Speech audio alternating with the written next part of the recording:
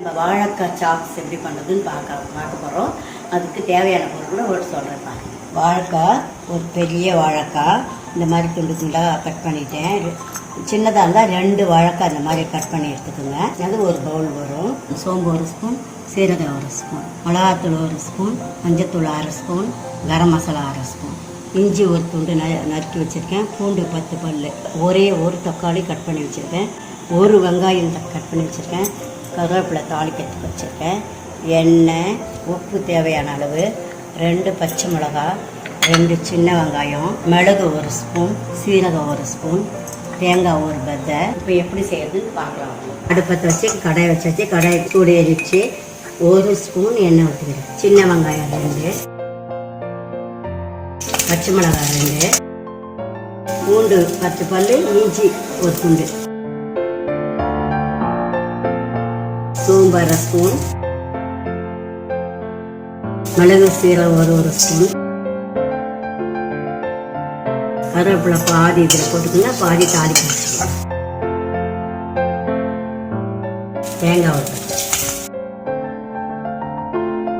தேங்காய் போட்டு ரொம்ப வதக்கணும்னு அவசியம் இல்லை. இந்த சூட்லேயே இருந்தால் போதும். சுவிட்ச் ஆஃப் பண்ணிடுறேன்.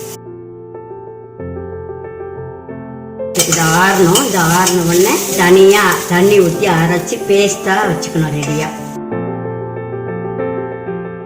கடாயை அடுப்பில் வச்சு நல்லா கொஞ்சம் நிறையவே எண்ணெய் ஊற்றுங்க. ஒரு 50 கிராம் எண்ணெய் ஊற்றுங்க. எண்ணெய் காஞ்சிச்சு. சோம்பு சீரகம் போட்டு தாளிக்கிறேன். நல்லா பொரிஞ்சு நல்ல வாசனை, நல்லா சோம்பு சீரகம் வாசனை வருது. கருவேப்பிலை, ஒரு வெங்காயம்,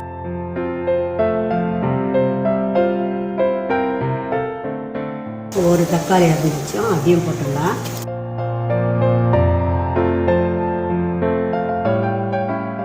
தக்காளி வதங்கிச்சு. இதோடய இந்த வாழைக்காயை போட்டுடலாம். நல்லா இந்த எண்ணெயிலே நல்லா இந்த வாழைக்காய் வதங்கணும். நிறைய பேர் இதை எண்ணெயில் பொரித்து எடுப்பாங்க. அது ரொம்ப ஆயிலியாக இருக்கும். அதனால திகட்டு சாப்பிட்றதுக்கு. அதனால் இது எண்ணெயில் பொரிக்காமல் சும்மா எண்ணெயில் வதக்கிறேன்.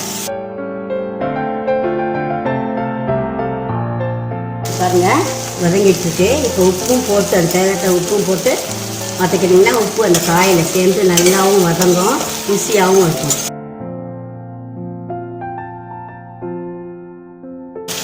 உப்பும் போட்டோம். இப்போ மஞ்சத்தூள், கரம் மசாலா, மிளகாத்தூள்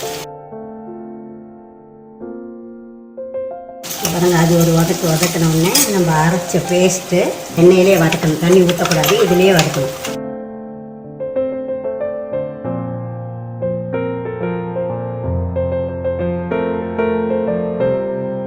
இது நல்லா வதங்கிச்சு அந்த பேஸ்ட்டு. இப்போ அந்த பேஸ்ட் அரைச்ச மிக்ஸி ஜாரை வாஷ் பண்ண தண்ணி, அப்புறம் கழுவின தண்ணி கூட இதிலே ஊற்றிடலாம்.